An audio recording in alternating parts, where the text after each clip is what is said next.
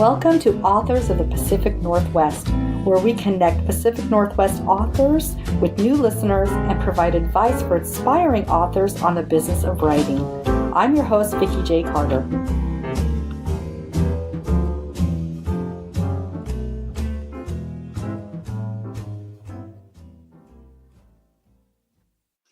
Hi there, podcast listeners. Thanks so much for coming back. And today I have the pleasure of introducing you to Bill Alton. So, Bill, would you like to say hi to the listeners? Hi. Thanks for joining us. Yeah. So, Bill, first let's do a little bit of introductions. Tell the listeners what state in the Pacific Northwest you are living in. And it's a two-part question. And what your day job is, because we're talking a little bit about that. So what is that besides doing your writing? I live in Oregon, Northwest Oregon. My day job, well, I have two day jobs. Mm-hmm. During the school year, I work as a behavior aide in a school with at-risk youth.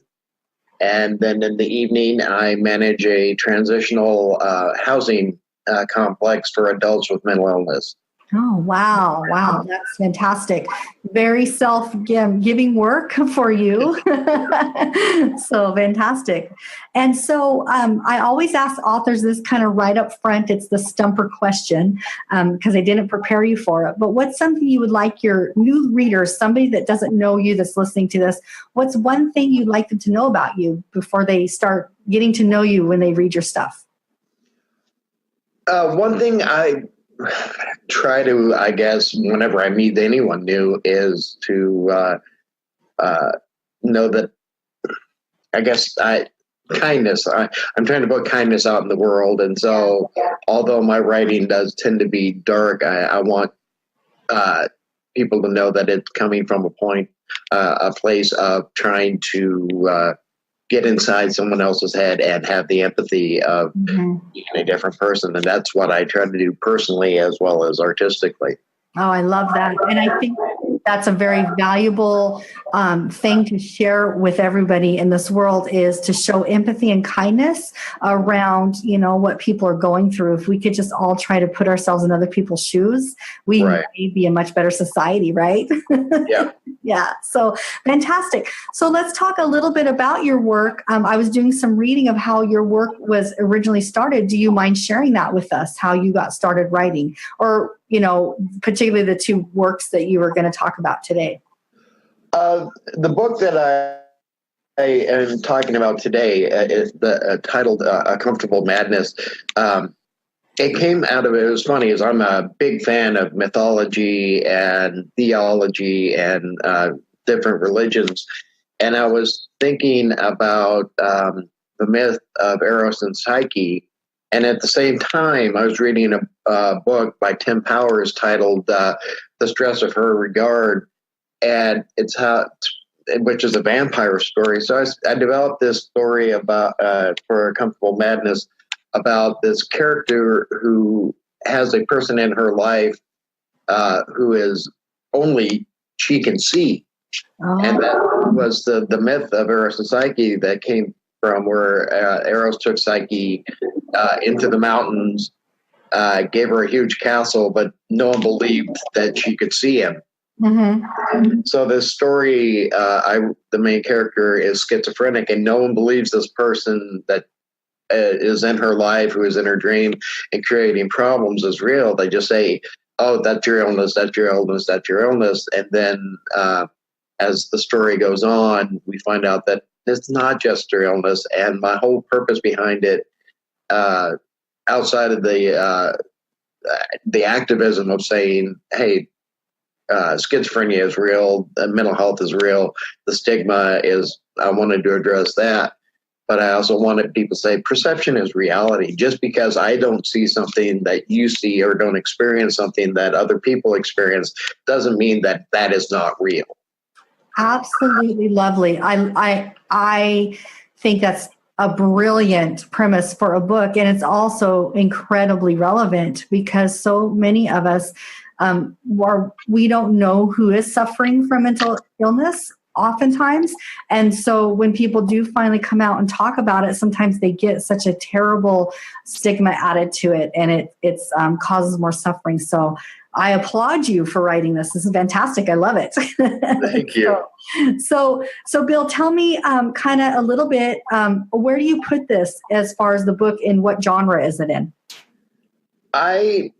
I call it a young adult novel because the character is a high school age a girl. Mm-hmm. And I mean, and this character, it's kind of funny, as I loaded this character up, the one thing I've heard from a lot of people who've read the book is, boy, you gave that girl a lot of problems. No, but so many of our kids have problems. Right. And I based it on actually a student I have in the school. And just to tell you a little bit about the character is, she's a large girl. She's in my head, I imagined her over 6 foot tall. I imagined her over 200 pounds. And she's lesbian, and she's a dancer, and she does all this stuff. And she's just, by dint of physical attributes, she's an outcast. And I wanted to write from that point of view. But like I said, and I've kind of forgotten the question, but I actually have a student at work who is similar to this. And I wanted people to see that the outcasts are people too. Absolutely. I love it. Well, you answered the question right out of the bat. Was what I asked was what genre you would put this book in. So it was It's a young adult. So perfect, fitting, and an absolutely great audience for either, adults and young adults, because I currently have 2 grown daughters, and walked through with them all of the aspects of becoming females in this society and going through all the horrible hardships that go along with that. And even males suffer from what society expects out of them, and have plenty of their friends that we've lived through and helped that have gone through situations where they are the outcasts, So I think this is a brilliant, brilliant idea. Great book. I'm excited for you to read. Are you reading from that today? Yes, I am. Fantastic. Good. So tell me a little bit about the publishing process for you. Are you self-published? Are you with an independent publishing house, traditional? Kind of tell me a little bit about that. I am publishing through this book through Hibernian Press. Excuse me, I'm stuttering a little bit. It is a traditional publishing publishing house. I have self-published other books in the past. I have another book that I'm promoting right now that I co-wrote, which is a historical novel that I'm promoting through self-publishing. But I'm not a real social person. People kind of freak me out. Yeah, I hear you. So the promotional part of it is really hard. And with publishing with me, I have to set the submission part is the hardest part for me. Yeah. And I set every Saturday from 9 to 11:30 in the morning, I am submitting, and I will submit at least 5 different places, because simultaneous submissions is kind of the name of the game now. And I send out to agents, and I send to small publishers. All the books I have published are all, other than the historical novel, are all small publishers. Fantastic. And I like using that. I don't get a lot of sales, but you're published. I'm published, and I like working with the smaller houses because they're actual people. The big Random House, the New York 5 houses, they're big machines, and finding a person in there with whom you can connect is really hard, I've heard. Whereas the small publishers, yeah, there are some down parts of it, but I just like working with people on a personal level. I love that. And I love that you have a dedicated time working towards submissions, because this podcast for me has started out for me looking into what kind of publishing I want to do. I tend to lean towards self-publishing because people freak me out too, but I'm a control freak. So I would rather be in charge of my own everything, even though I'm finding that I'm limited in what I can do. And that's where I'm finding, that maybe going with a smaller company might be better in the future, because there's strengths that they have that I can collaborate with, and where I might not have those strengths, like marketing and, publicity. Publicity is so huge for authors, and a lot of us have to do it ourselves. Most of us are terrible introverts, so that makes it challenging. Yeah. Yeah. Well, working with smaller houses, you still end up doing a great deal of the marketing and promotions and publicity. As with this, I also set aside time every week to say I'm going to send out 3 to 5 requests to do a reading at this bookstore, or very good. Get on a podcast, or to do an interview. Yeah, good for you. If I don't set it aside, the time, it's not going to happen. Super great model. So any of you aspiring authors that are out there, and I'm taking that from you, Bill, myself, making sure you set up very specific blocks of time for specific activities, because the business of writing itself can be hard finding the time to do it, but it's fun when you do get in there and do it, right? Right. But the actual business of writing, beyond the producing of the words on the paper, that's where it's daunting. Yeah. And like you said, we tend to be introverts. We sit alone in a room and put words on paper. Yes. It's very comforting for me to be that way. Yeah. But going out and getting myself known, it tends to be a challenge. A lot of people wouldn't believe that when they meet me. They all think I'm an extrovert. And I've said this on the podcast before. I'm an introvert that has mastered extrovert tendencies so that I can survive in the world. But it doesn't mean I don't suffer on the inside. Every opportunity that I'm around people, I'm suffering. Yeah, exactly. I'm the extroverted introvert myself. And for 30 years, I was an actor. And I had no problem getting up on the stage, but once the curtain went down, it's like, don't talk to me. Yeah, exactly. And you know what? I do draw a lot when I'm out. So I had I won't say I'm an actress, but I had great acting coach and speech coaches who were actors. And that is where I learned to be incredibly comfortable doing public speaking or going in front of people I don't know. I was terrified to do. I was terrified to actually call anybody on the phone. You wouldn't believe that today, because 99% of my job at home now is calling students on the phone every day, at least 20 appointments a day. And but I couldn't do that prior to learning from my acting coaches and my speech coaches of how to go under the mask. and I tell myself every day, okay, Vikki, you're going to go under the mask to start your day. And it's so true. Great tips. So any of you authors out there that struggle with this, find an acting coach. It'll pay off in value for you to get out there and promote yourself with acting lessons. So, yeah. Okay, so support groups and associations. So, Bill, share with us if you are involved with any, and even online associations, because I like to share resources for other listeners that are authors. So are you a part of any face-to-face or online associations and support groups? I'm actually getting back to that. I used to have support group. I have an MFA in writing. And a bunch of us from grad school were a writing group for a long time. Mm-hmm. But then life happened and everybody went their own way. And I went about 5 years of just not doing anything with anyone.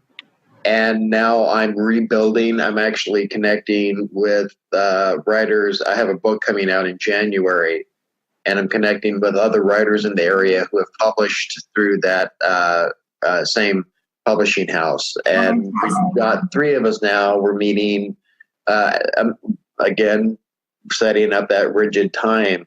We're meeting for 3 hours once a month.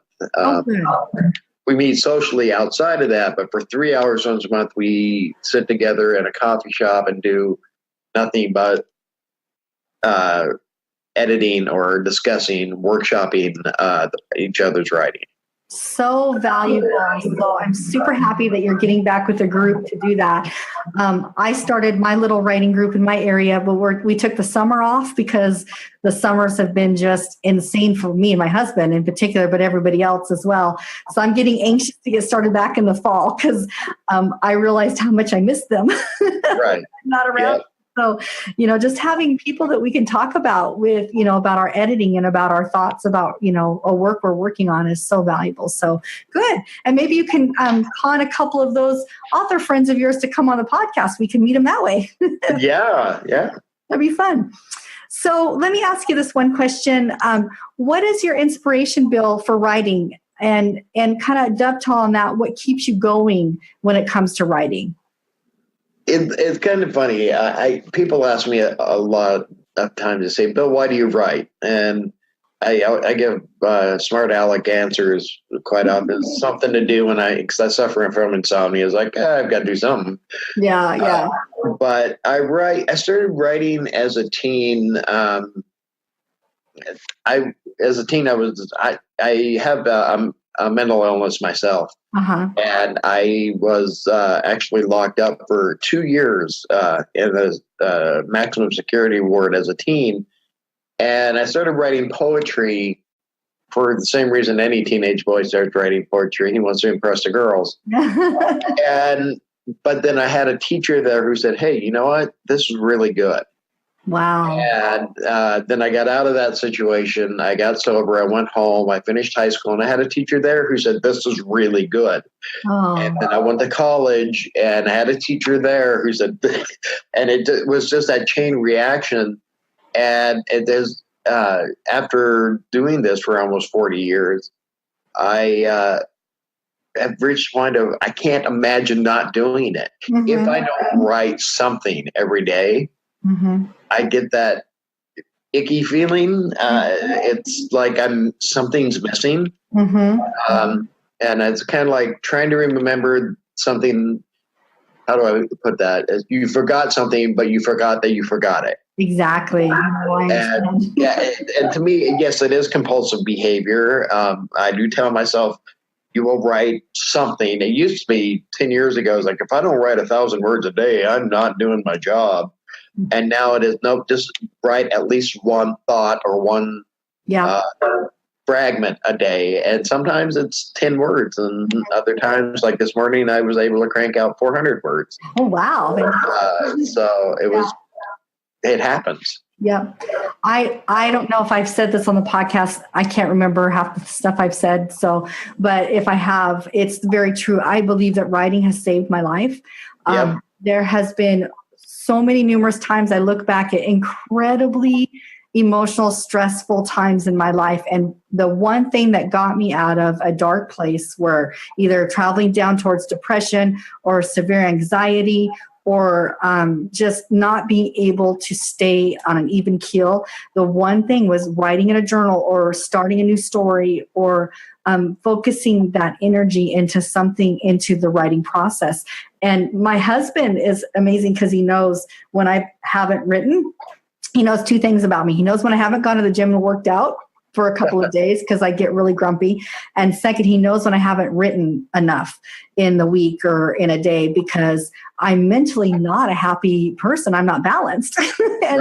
And so I swear writing has saved my life. And I hear that often with other authors.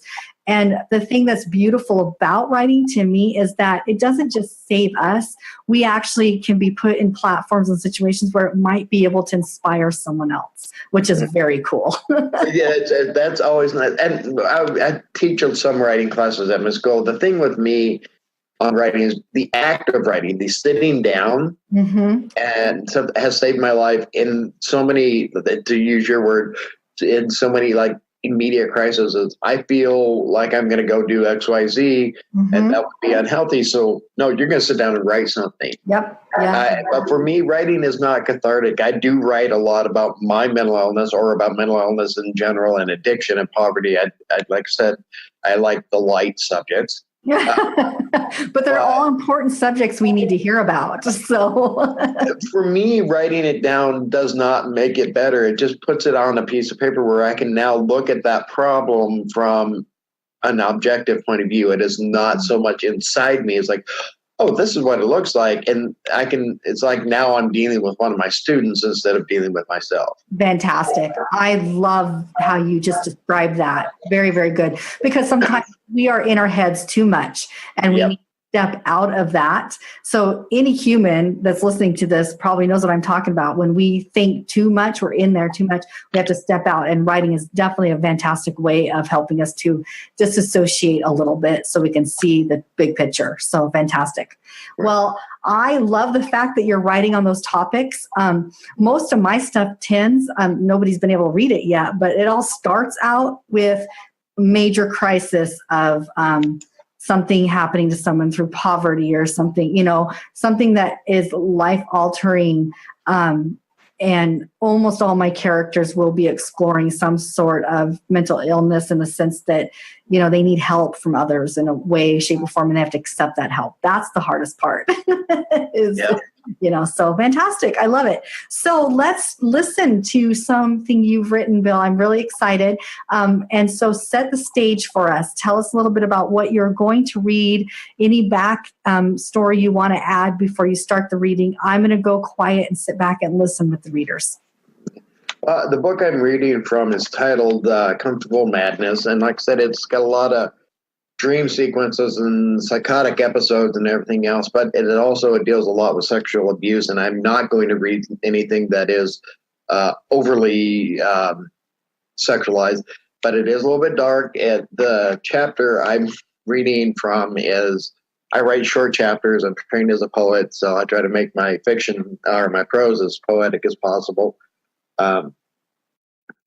And the chapter I'm going to read from, or read completely to you, is a dream sequence. It's a nightmare sequence from the main character.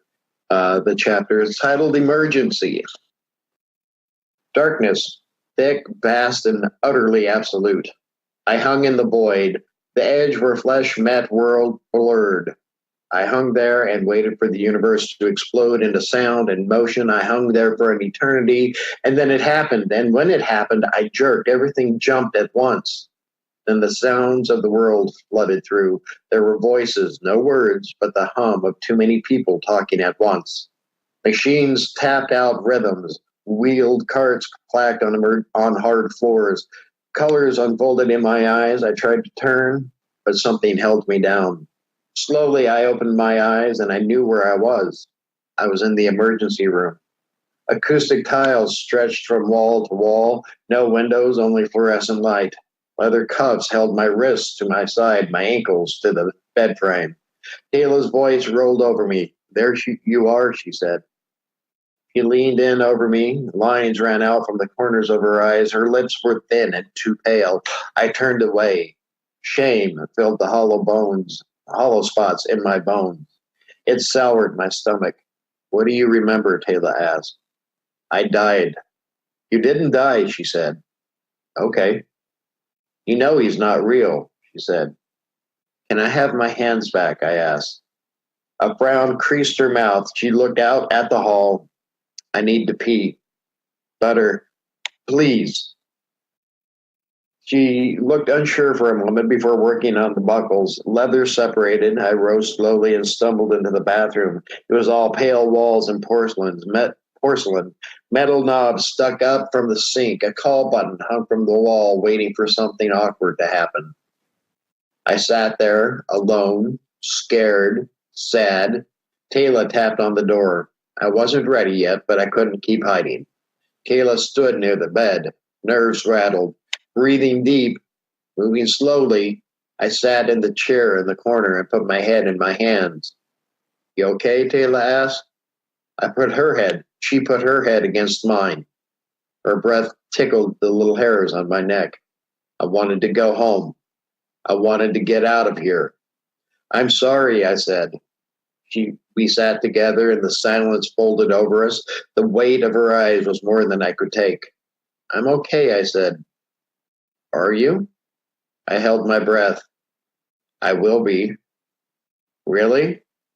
The anger came back, glittering in the air between us. I swallowed and shivered. Yeah, Tayla said. I thought so. So yes, the main character's name is Butter, and Tayla is her girlfriend in that. Oh, beautiful. Fantastic. And I was transported in that very moment. So brilliantly done. Thank you. Bill, why don't you share with us real quick before we go any tips you might have for aspiring authors like myself? What are your 3 tips for us as we're working our way through this journey? Sit down, write, walk away, come back, write again. Words are perfect. It's the order you put them in that makes them magic. Oh.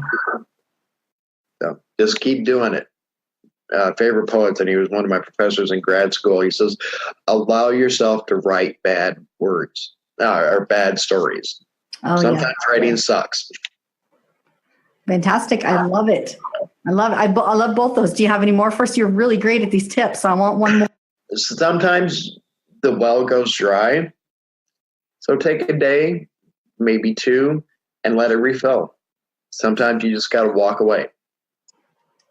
Fantastic. I am taking those all off of this podcast and putting them on a sticky note by my computer. So thank you, Bill. You're inspiring to me. Thank you so much for being on the podcast. I look forward to when you maybe have another book out. We'll bring you back on. How's that? Thank you. That'd be great. Awesome. Great. Thank you for listening to the podcast. We hoped you loved hearing from the author as much as we did. If you did enjoy the author, make sure you find them on social media. Buy their book and write a review. Are you a published author and would like to be featured on the podcast? Visit us at our website to learn more. You can help support the production of this podcast by following us on Facebook, Instagram, and Twitter. Share the podcast with your friends. And most importantly, become a supporter.